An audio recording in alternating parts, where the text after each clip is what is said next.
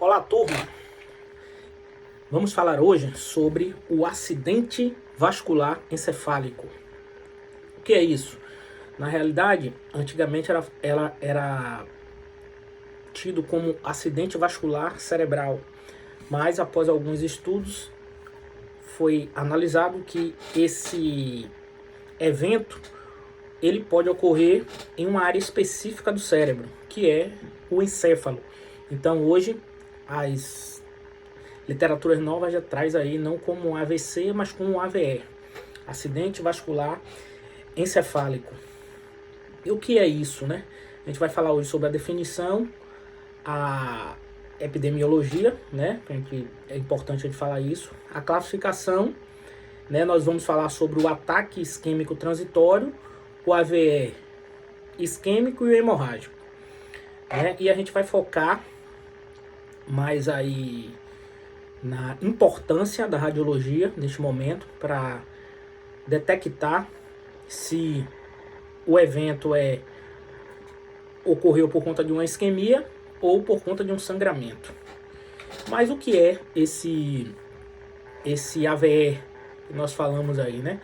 Na realidade, como eu disse, ocorre um déficit neurológico, geralmente ele é focal, né, num foco ali, no encéfalo, de instalação súbita e rápida evolução, viu, gente? Por isso que, assim, já existe também, assim como nós estudamos o IAM, o infarto agudo do miocárdio, existe também uma linha de cuidado para o acidente vascular encefálico, ou seja, um protocolo institucionalizado com o fluxograma de como a equipe de saúde deve se comportar com um paciente com essas características, né? Então, assim, o que vem falando de epidemiologia, por que a gente deve estudar muito isso hoje? Porque é a maior causa de morte hoje em internação hospitalar clínico.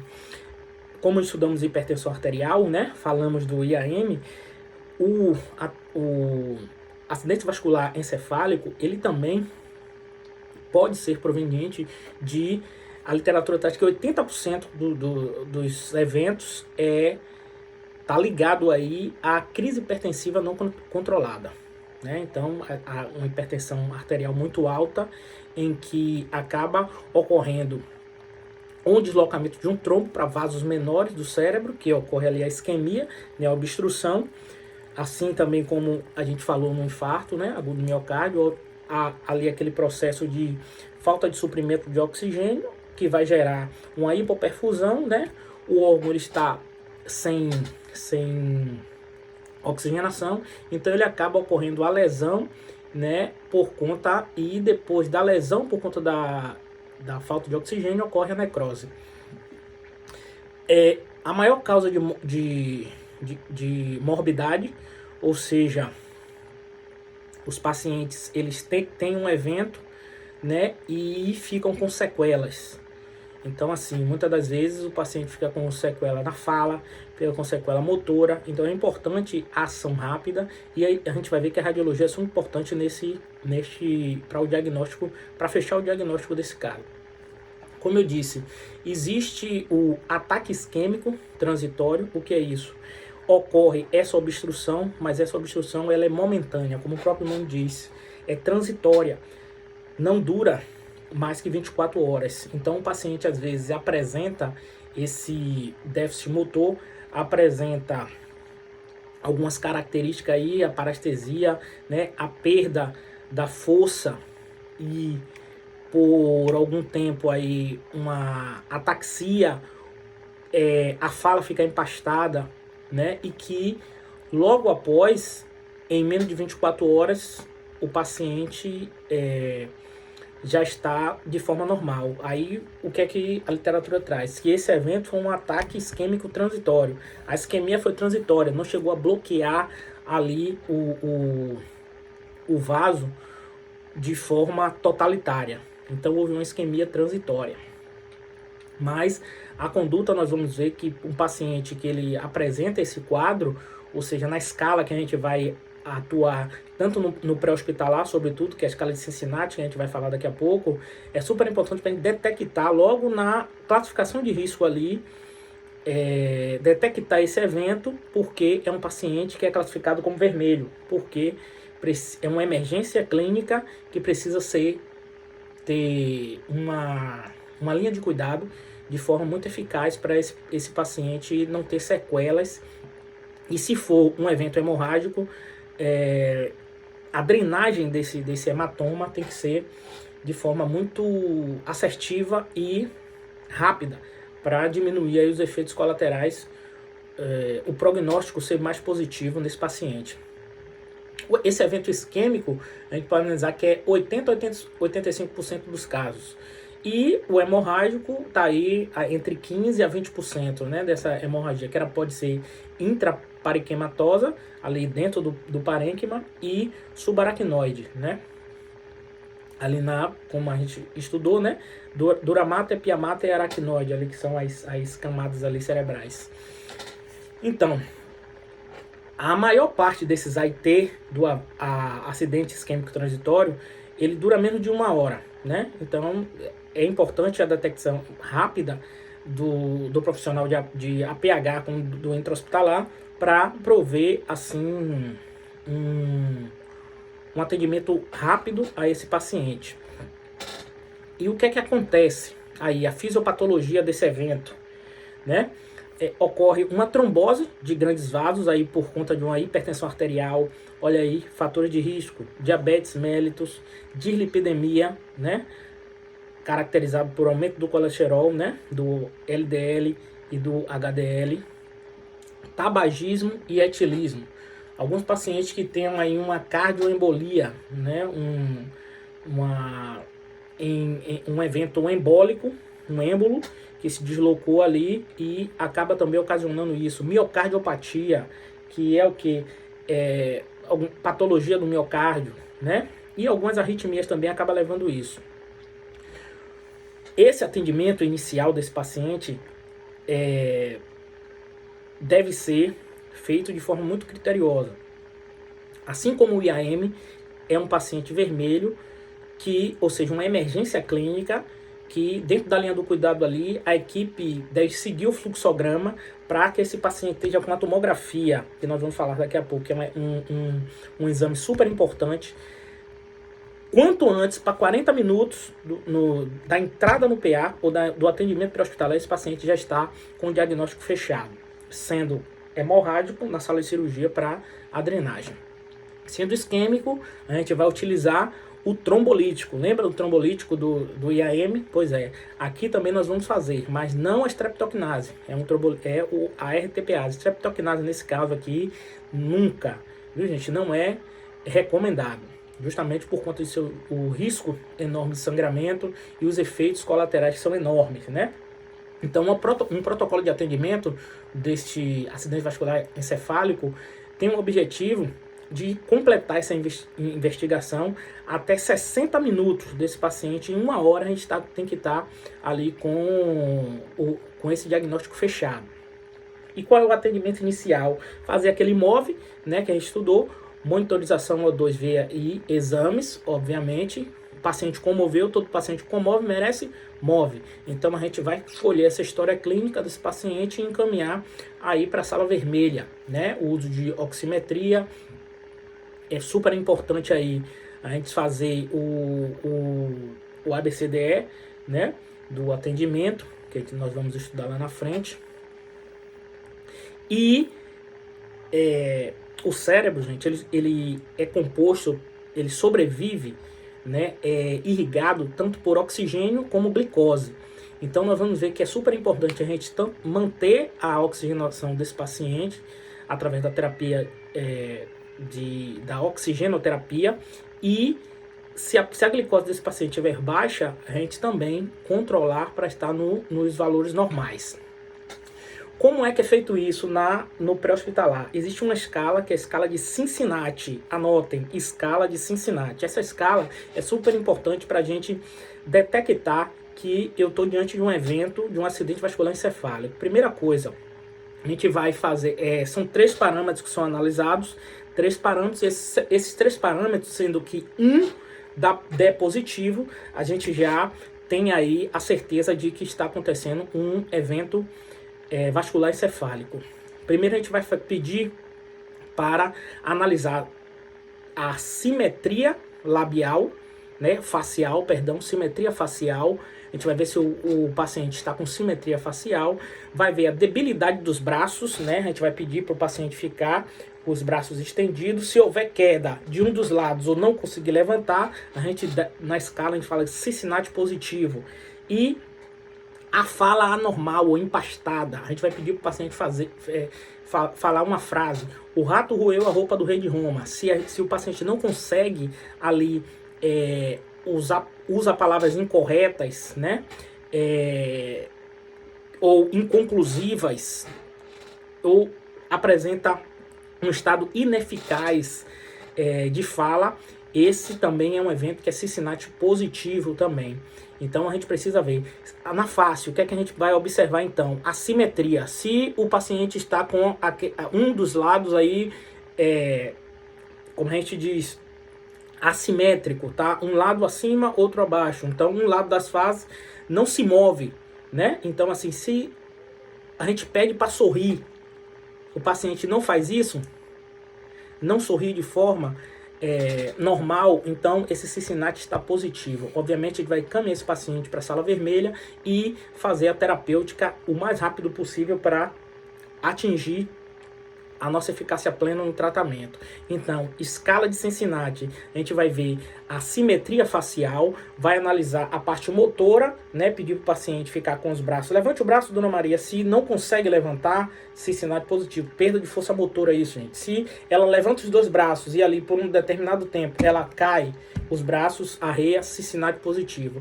Dona Maria, fala aí essa frase: o rato roeu a roupa do rei de Roma. Dona Maria não consegue, então, obviamente, o que é que acontece? Cincinnati positivo, sala vermelha, indicativo de AVE. Tranquilo? Certo. Fizemos aí o nosso MOVE. O paciente está lá na nossa sala vermelha.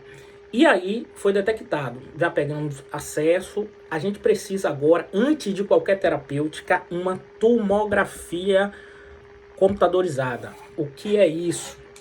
A gente precisa, aí a importância que eu falei para vocês da radiologia para a gente saber aí se o evento é uma isquemia ou uma hemorragia. Sendo que neste momento, a gente não precisa de contraste. Alguma literatura traz que o contraste não dá informações adicionais. Então, é o técnico que está lá, é você que está lá, que vai fazer esse exame e rapidamente encaminhar o resultado para o médico. A própria, ou se tiver um radiologista no local, já com laudado, ou então apenas a imagem para o médico analisar. Por isso tem que ser um médico experiente para ver se ali houve uma hemorragia, né, ou é uma área de isquemia. Então, tomografia computadorizada é o exame importantíssimo neste momento, para detectar se eu estou diante de um evento isquêmico ou de um evento hemorrágico, tranquilo? Ele é muito eficaz na maioria das vezes, né? E também para identificar até tumores. Agora, ele tem baixa sensibilidade para quê? Para lesões pequenas ou agudas, sobretudo de fossa posterior. Aí, o que é que vai acontecer? Neste momento, se na unidade eu tenho um exame com uma qualidade maior, então eu vou pedir uma TC de crânio multimodal, né? Que eu consigo ver ali. Eu posso pedir também uma Angio TC, né, e um PET scan para ver a perfusão dos vasos cerebrais, porque ele tem maior sensibilidade para identificar o que é uma isquemia, né? O PET scan, que vai ver a perfusão cerebral ali, ou uma Angio TC, né? Angiografia, tomografia computadorizada, para analisar justamente a isquemia, identificar a área ali de penumbra, né? Agora, esse exame vai aumentar a exposição desse paciente, obviamente o contraste, porque vai precisar usar contraste e radiação. A ressonância magnética multimodal é importante também, um importante exame, mas veja só que eu fui de um exame menos complexo para o mais complexo. E se a minha unidade não dispuser tomografia computadorizada sem contraste? Ali eu já consigo ver, com um médico experiente, já consigo analisar diante de que evento eu estou. E aí, dentro do fluxograma, encaminhar o paciente para a sala de cirurgia para drenar, se for um evento hemorrágico, ou realizar a trombólise ali na unidade de emergência. Por quê? A ressonância magnética, como eu disse, ela vai distinguir uma isquemia aguda ou crônica, né? A gente não utiliza radiação na ressonância magnética e vai identificar pequenas isquemias. E ela é boa também para analisar a parte posterior. Qual é a contraindicação aí da ressonância, né? A claustrofobia, né? Paciente que tem claustrofobia, paciente que está agitado e o custo, né, que é maior, né? Nós sabemos que é por ser não ter radiação ionizante, ela usa, como o próprio nome dá, a ressonância magnética, vai analisar com mais precisão, né? Mas a gente não vai deixar de fazer um exame se eu tenho só uma tomografia simples, com a tomografia simples que eu vou identificar. Só que eu tô falando para ver os exames que são mais de eleição para esse caso. E por quê? Porque todo o exame de imagem, ele é recomendado antes de qualquer terapia medicamentosa. Neste momento aí, vamos fazer o MOVE, mas eu não sei o que ocorreu, qual foi o evento. A Cincinnati deu positivo para o AVE, mas eu tenho que ver quais são os tipos, se foi uma isquemia ou se foi o que? Uma hemorragia. E isso deve ser avaliado por um médico muito experiente. E o tratamento não deve ser postergado, viu, gente? O que acontece? Como eu disse, a gente precisa manter ali a temperatura do paciente ideal. Hipertermia, nesse caso, não vai ser tolerado, né? Por conta do aumento do metabolismo, e se for um sangramento, vai aumentar o sangramento também. Então, por isso que ali deve ser prescrito logo um antitérmico. A pressão arterial, ela precisa estar normal, gente. Ali, se eu pegar um evento desse e que geralmente o paciente está com uma pressão sistólica de 180, né, por 100, 110, 120, é esses eventos que a gente vai encontrar com o paciente aí com AVE. Então, o que é que eu preciso fazer? Drogas antipertensivas para ajudar ali a normalizar essa pressão, né? Então, assim, mas a literatura traz que nesses eventos aí a gente deve avaliar para não baixar a pressão demais, porque não é tolerado nem hipotensão nem hipertensão nesses casos, né?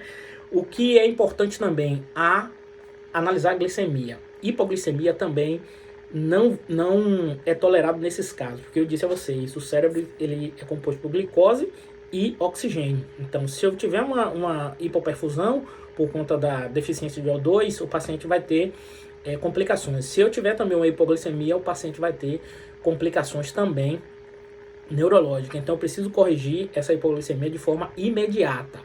Hiperglicemia, da mesma forma, é um mau prognóstico por conta dos radicais livres que são liberados, e aí o paciente pode evoluir com acidose lática, né? Então, o alvo aí é manter uma glicose entre 80 a 120, alguma literatura traz 140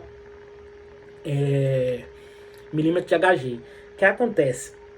Identificando se eu estiver diante de uma isquemia, acidente vascular cerebral isquêmico, a gente vai utilizar o RT-pease. Lembra?